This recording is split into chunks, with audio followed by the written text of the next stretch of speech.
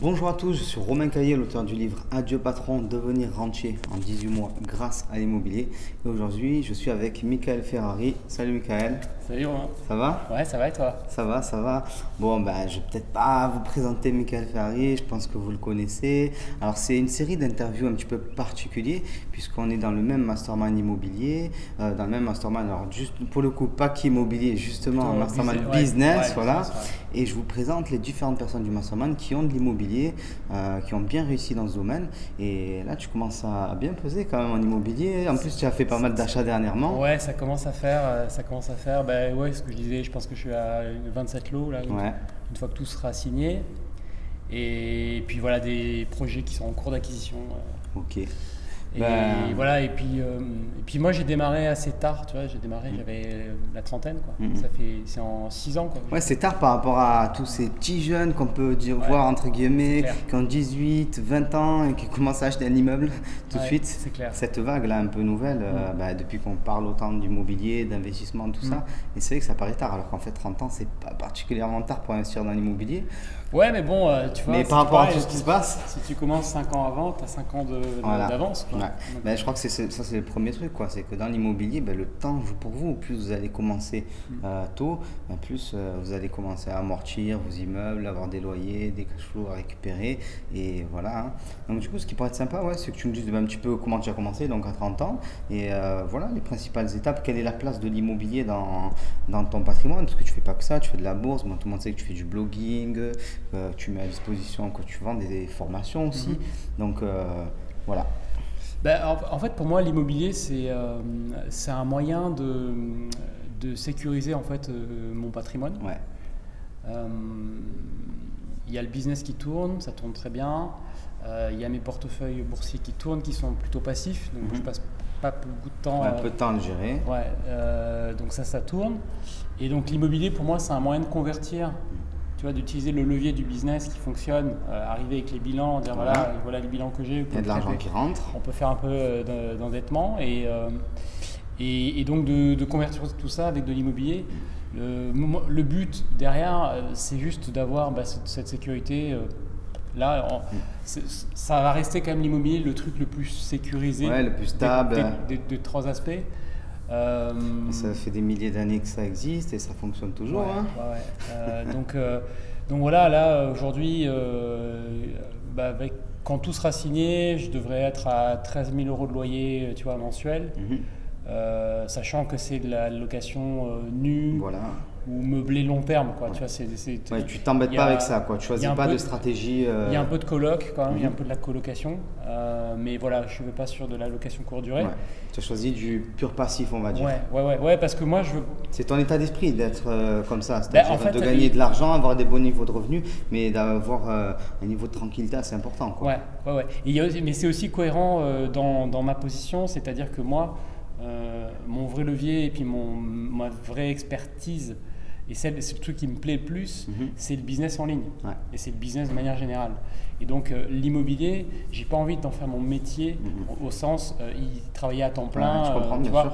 Donc j'ai développé évidemment, avec le recul, plein de choses pour savoir trouver les immeubles, les travaux, les artisans, enfin. Voilà. Mais j'ai C'est pas faire, envie. mais tu peux pas l'industrialiser au point d'avoir des centaines d'appartements et de finalement aussi te retrouver à faire que ça, quoi, voilà, parce que tous les entrepreneurs ont ce truc-là au bout d'un moment, ou les investisseurs, ils ont ce truc au bout d'un moment, tu vois. Au c'est départ, pour le sport. tu lances la machine et puis après, c'est la machine qui te pousse. Ouais. Et donc, tu contrôles plus rien et t'en as plein, ils continuent à courir après l'argent plus machin.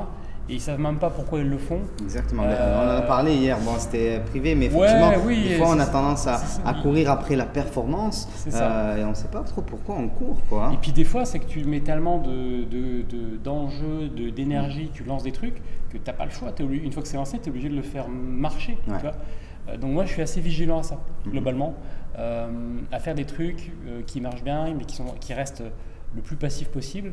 Qui sont à ton service, que tu ne viennes pas au service. Ouais.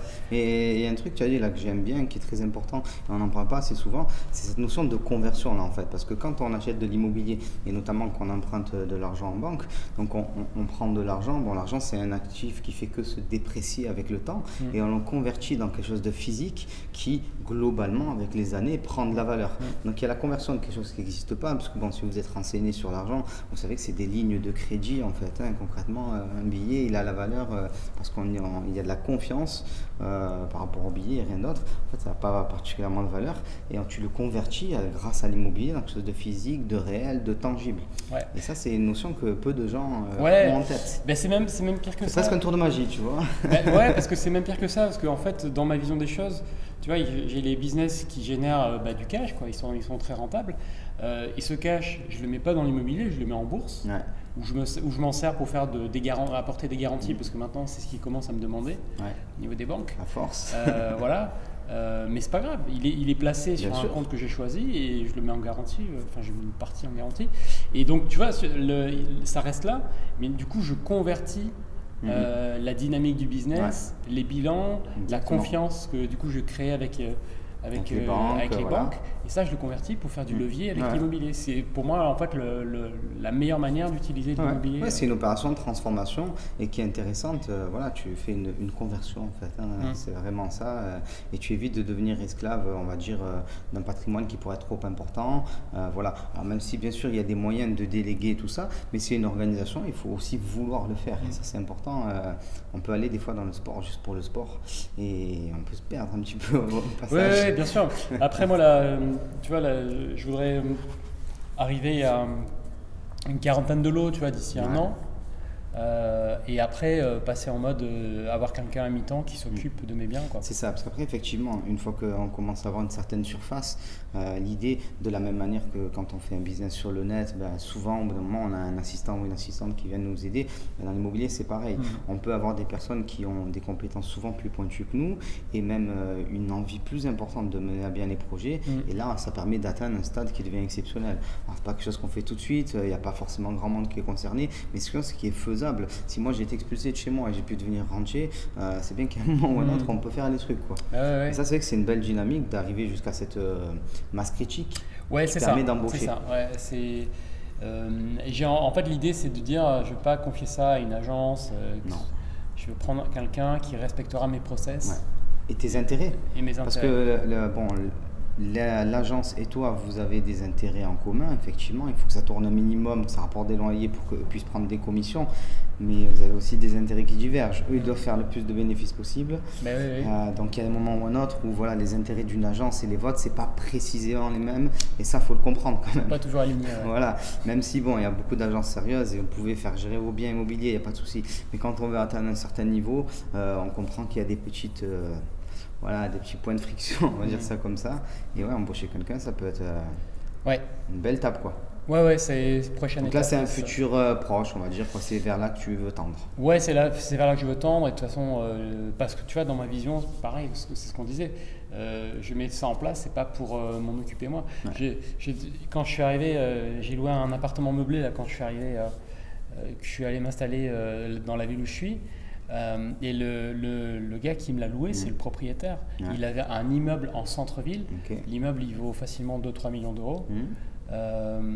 Il a 85 ans, le mec. Il vient, il te loue le truc. On le connaît tous, cet homme ou cette femme, riche et vieux, qui travaille encore. Il me fait de la peine, en fait. Alors peut-être qu'il est heureux, tu vois. Je sais pas, je suis pas dans sa vie, mais moi, ça me fait de la peine. En tout cas, j'ai pas envie de ça pour moi. Et le pire truc derrière, c'est qu'il vient, et derrière lui, il vient avec son fils, qui a 60 ans. Ah ouais, d'accord, ok. Et son fils, il peut rien dire, tu vois, il vient, il regarde, fait ça, ok, il fait ça. Et je trouve ça... il a entraîné toute sa famille là-dedans. En fait, il a loupé, mais c'est intéressant là, ce qu'on est en train d'évoquer, c'est que, nous, quand on fait du coaching ou des formations, tout ça, on essaie d'orienter justement les gens vers la délégation, la gestion par autrui et essayer d'éviter de se retrouver esclave. Parce que tout le monde peut investir dans l'immobilier, mais réussir à investir, être rentable et faire en sorte que quelqu'un d'autre puisse gérer pour vous, ça c'est un sport un peu plus difficile. Tu passes en mode business. business, quoi. Voilà, exactement. C'est un état d'esprit qui va avec. C'est pas que de l'immobilier. Il y a beaucoup de compétences à avoir et d'état d'esprit, de mindset, pour utiliser un mot à la mode. Et ça, si on l'a pas, on se retrouve à 80 ans avec son fils de 60 ans à gérer les immeubles, quoi. Ouais. Et c'est pas forcément ce qu'on veut. Bah non, en tout cas moi c'est Pas pas ce que je veux pour moi. Parce que eux ils se sont mis, tu vois, un boulet au pied, il faut qu'ils soient là, sur place, ils s'occupent de faire la compta des loyers, des trucs et tout ça, enfin je veux dire, c'est pas, tu vois, c'est pas des trucs à super valeur ajoutée, son patrimoine il doit être certainement remboursé depuis longtemps. Clairement. Et c'est, voilà, et c'est vrai que, mais c'est, après si on prend du recul encore plus, c'est la notion de vide qu'on a un peu aussi évoqué là, ces derniers jours, c'est tu fais pas ça, mais tu fais quoi d'autre? Qu'est-ce que tu veux d'autre dans ta vie? Qu'est-ce qui te rend heureux? Qu'est-ce qui t'anime? Voilà, en dehors de ça aussi. Et c'est vrai que si tu n'as pas de réponse ou si tu n'as pas envie de te poser la question, bah, c'est normal que le vieux monsieur il reste à faire son truc, il continue, il est bien dedans. Il a pas de, c'est comme s'il y avait un tunnel mais sans lumière au bout, quoi. Hein, voilà, donc bah, tu continues dans ton tunnel, basta. Tu n'as rien d'autre qui peut venir te stimuler et bah, tu avances, et tu sors jamais du tunnel, quoi. Donc c'est vrai que ça pose un peu souci. Et du coup, donc moi, ce que je comprends, c'est que tu as une position. Donc l'immobilier, c'est quand même central dans ton dans ton patrimoine, on va dire, mais avec un recul en fait qui est assez important. Central. Important, en tout cas 1,6 million, ça commence à être une quantité oui, bien sûr. Non négligeable. Oui, ça reste une part, une part importante. Mais effectivement, comme c'est du levier, si tu veux, moi je suis pas investi émotionnellement dans les trucs. Et surtout, il ne faut pas faire. Donc c'est des projets, je fais en sorte que ça se passe bien. Tu vois, surtout tous les immeubles, je rénove tous les appartements. C'est ce qui fait que c'est super facile à les louer, même à la campagne. Donc je fais les trucs bien pour du long terme. Mais je suis pas investi. C'est pas un projet d'immeuble, c'est pas mon bébé, quoi, tu es détaché et de toute façon c'est nécessaire en immobilier. Il faut pas avoir, j'en parlais là dernièrement, de tendresse pour un bien immobilier. Moi, il y a un collègue qui me dit qu'il rénove lui-même ses appartements et à un moment il a commencé à me dire qu'il avait de la tendresse pour un bien immobilier et là ça dérape, quoi. Non, mais après c'est sûr que tu vois le premier appartement, bah, tu as un peu de nostalgie, tu te dis le premier, c'était pas le meilleur, mais c'était le premier. Il a une notion, tu vois, il évoque des trucs un peu particuliers. Mais hormis ça, s'il fallait le revendre, je le revends. Enfin, tu vois, c'est pas. Bien sûr. C'est de la pierre. C'est de la pierre. Il faut que ça réponde à un objectif, à un but, et que ça soit bien fait, quoi. Donc, voilà. Après, c'est vrai que moi, dans le fait de choisir plutôt des immeubles. Ça m'a permis d'aller quand même plus vite. Parce que tu fais une transaction, tu achètes 5-8 lots. Quoi, et c'est arrivé à partir de quand tu t'es mis à l'immeuble, tu as fait quelques appartements dans un premier temps et après tu es passé à l'immeuble ou c'est arrivé assez vite quand même? J'ai acheté un appartement et puis après j'ai acheté un immeuble. Ah oui, d'accord, ok. Pas de position intermédiaire, un appartement, un immeuble. Mais après, pourquoi pas, attention. Mais après c'est, quand on parle d'immeuble, on parle évidemment d'immeuble plutôt en région. On n'est pas c'est pas immeuble en centre-ville de grande ville, quoi. Donc en termes de budget, c'est abordable là, pour beaucoup de gens en fait, puisque à partir de 150 000 €, tu peux trouver des petits immeubles, 2-3 appartements dans certaines villes, quoi. Et puis on l'oublie souvent, par exemple, si vous prenez une maison et que vous la divisez comme il le faut, une maison est un immeuble en fait, concrètement. Et si elle est divisée correctement, vous avez plusieurs entrées indépendantes et tout est bien fait au niveau de l'électricité et ainsi de suite et des autorisations, vous avez votre immeuble. Donc c'est vrai qu'on l'oublie assez vite, on peut se faire piéger par cette notion d'immeuble qui brille. Oui, qui brille, oui, bien sûr.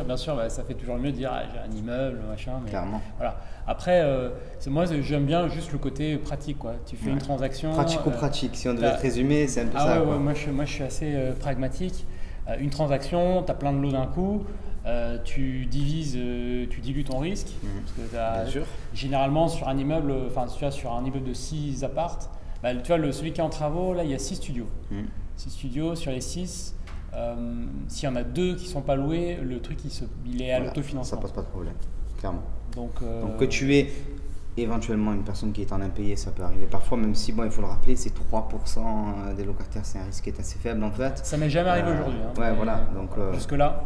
Donc quand c'est géré comme il le faut, il n'y a pas de raison. Et puis même, c'est un risque qui est finalement assez faible. Mais imaginons que tu as une rénovation à faire à quoi que ce soit, ça ne pose pas de souci particulier puisque tu as un autofinancement qui se fait avec seulement les 2/3 des appartements de l'immeuble. Ah ouais, ça c'est l'avantage d'un immeuble. Après, c'est vrai qu'on parle souvent impayé, on parle souvent des problèmes. En fait, l'avantage aussi commence... L'impayé, c'est très problématique quand tu as un appart ou 2 appartements. Et là, je pense, moi, le conseil que je peux donner, c'est prenez des assurances loyer impayé dans ces cas-là. Ouais, quand on a très peu, en dessous de 4-5, bien. Il faut sécuriser. Il ne faut pas vous mettre dans une posture où si votre locataire arrête de payer, vous n'avez pas vous les moyens de rembourser parce que là, vous vous mettez en difficulté. Ou alors, il faut choisir des modes d'exploitation où il n'y a pas d'impayé. Voilà, où on paye à l'avance, location de courte durée. Ou du meublé avec des garants derrière. Quand c'est on loue à des étudiants, le risque d'impayé il est plutôt faible.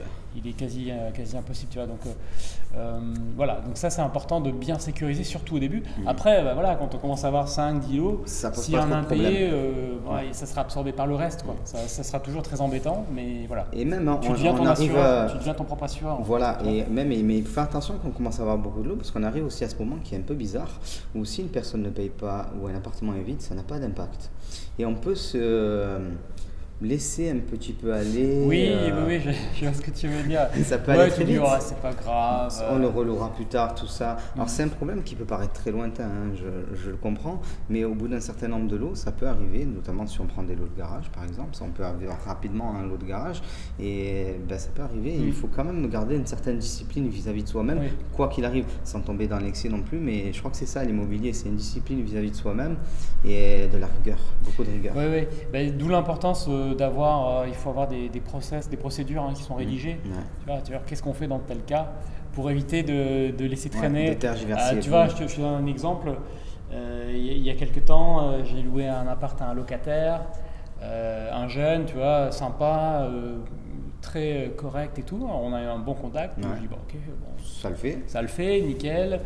Il a un salaire, il a tout ce qu'il faut.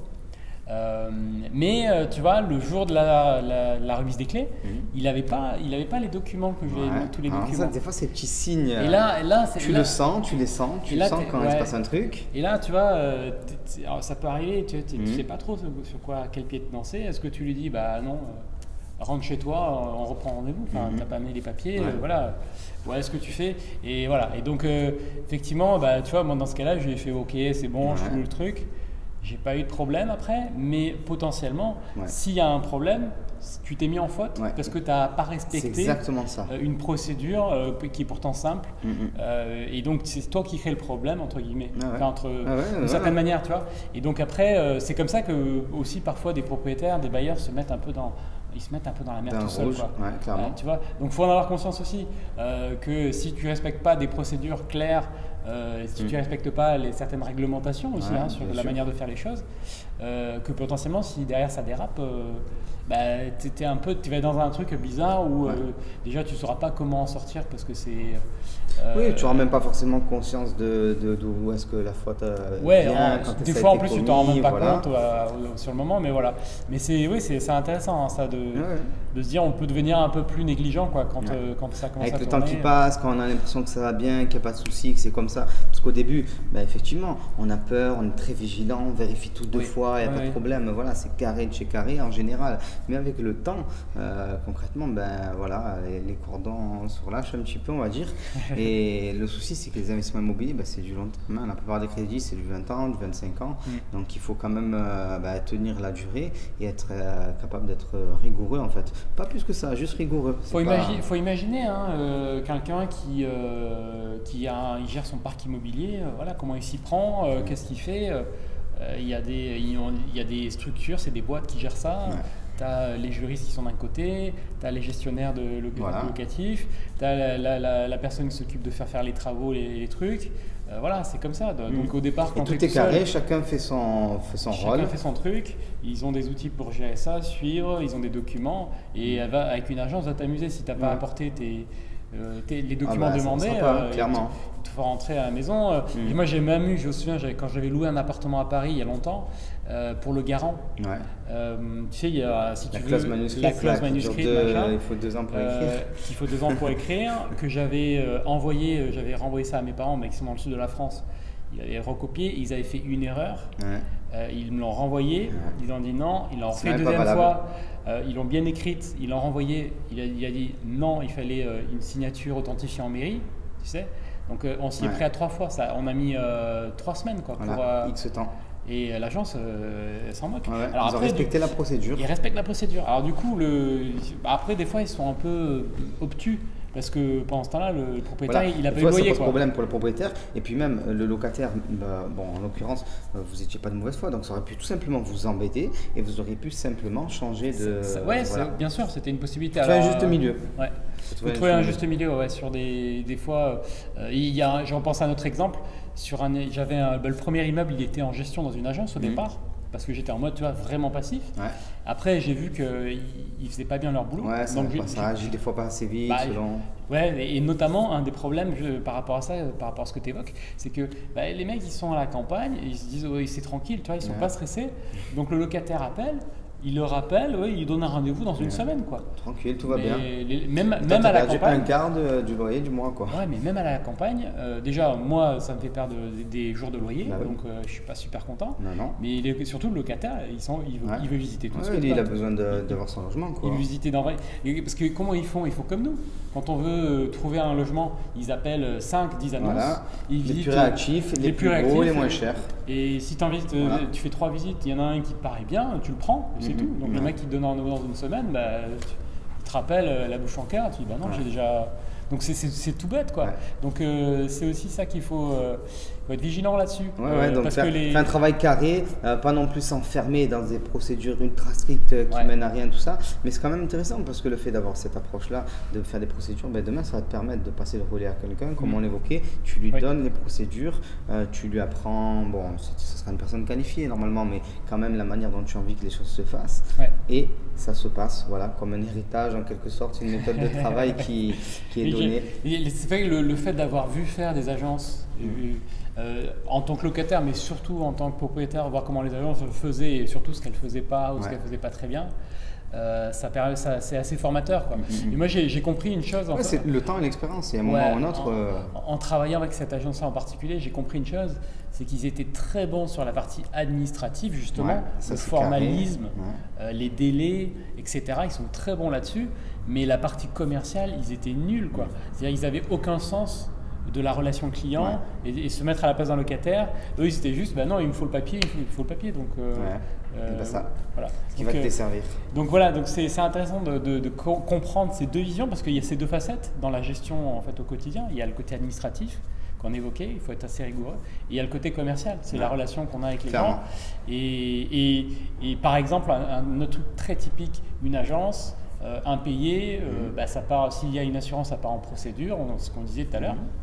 Donc il y a des cas dans lesquels c'est ce qu'il faut absolument faire, mais une agence ne va jamais il n'y a jamais le mec qui va se mouiller personnellement, aller décrocher ou aller voir le locataire en mode ok monsieur, madame, qu'est-ce qu'on fait concrètement, voilà. Alors que souvent c'est ce qui débloque beaucoup, ça marche beaucoup. Voilà, aller taper, soit prendre au téléphone, mais sinon taper à la porte, dire il y a un souci, depuis quelque temps il y a des impayés, qu'est-ce qu'on fait maintenant? Il faut qu'on trouve une solution. Moi j'ai aussi un crédit à rembourser, vous êtes peut-être en difficulté, mais ce serait bien de me l'expliquer aussi, parce que des fois les gens qui sont en difficulté n'osent tout simplement pas exprimer leur difficulté. Des fois ils ont honte et voilà, ils font l'autruche.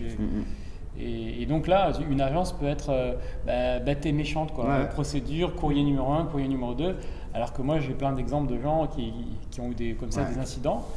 Il l'appelle, soit la personne régularise, soit il se dit ok, je pars dans 15 jours, soit il trouve un accord. Et il vaut mieux perdre 15 jours, un mois de loyer, plutôt que de rentrer dans des papiers et des machins, ça va durer 6 mois. Clairement. Donc c'est aussi cette intelligence pratique qu'il faut avoir. Et je pense que ça permet aussi de vachement dédramatiser tous les problèmes potentiels qui peut y arriver. Parce qu'en fait, il y a des moyens de les gérer différemment dans la plupart des cas. Pas forcément avec un procéduralisme forcené, on va dire. Il faut avoir les procédures prêtes si jamais voilà, il y a des cas extrêmes. Et là, les procédures, elles sont là pour ça. Ouais, clairement. Mais en fait, c'est pas un recours systématique. Il y a plein de choses, plein de situations où il faut discuter avec les gens, ou juste un coup de fil permet de résoudre, créer une communication. Problème. Ouais, et ça, dans une agence, ça arrive. Moi, j'en connais des agences qui font ça bien. Mais la plupart du temps, les mecs, ils veulent pas se mouiller, quoi. Tu vois, ils veulent pas prendre de responsabilité personnelle dans le truc, donc ils se cachent derrière une procédure. Voilà. Donc c'est la limite de la procédure de la chose. et de l'agence. Voilà. Non, mais écoute, en tout cas, c'était bien sympa de pouvoir faire un peu le point, on va dire, sur ta manière d'aborder les choses. Parce que, bon, on a déjà un petit peu discuté, mais moi, ce que j'aime bien, c'est cette gestion tranquille, je dirais, en quelque sorte. C'est un petit peu ça, c'est-à-dire, tu fais ton patrimoine tranquillement, même plutôt assez rapidement, quand même, il faut dire ce qui est. Voilà, mais tout en gardant une certaine distance et en ne te mettant pas esclave ou au service de tes investissements qui sont censés, en fait, te servir. On peut vite se laisser piéger là-dedans. Voilà, donc ça c'est quand même quelque chose de pas mal du tout. Et je pense que c'est un message à faire passer parce qu'on montre tout le temps des exemples de sportifs, toujours au taquet, il faut aller le plus haut, le plus vite possible et tout. Mais l'immobilier, ça peut se faire tranquillement aussi. Et ça me fait penser à une personne que j'ai coachée. Je voulais lui demander qu'elle fasse un témoignage pour expliquer un peu comment ça se passe. Et elle m'a répondu, c'était une très belle réponse. Moi, je veux m'enrichir tranquillement et discrètement. Et c'était assez beau, quoi.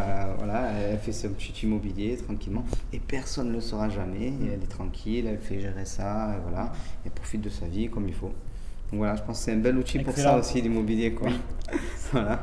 Bon, écoute, franchement, c'était cool ce petit interview. Avec plaisir. Voilà, écoutez, quant à moi, si vous avez aimé la vidéo, n'hésitez pas à mettre un petit like. Si vous avez des commentaires, des petites questions, on essaiera d'y répondre.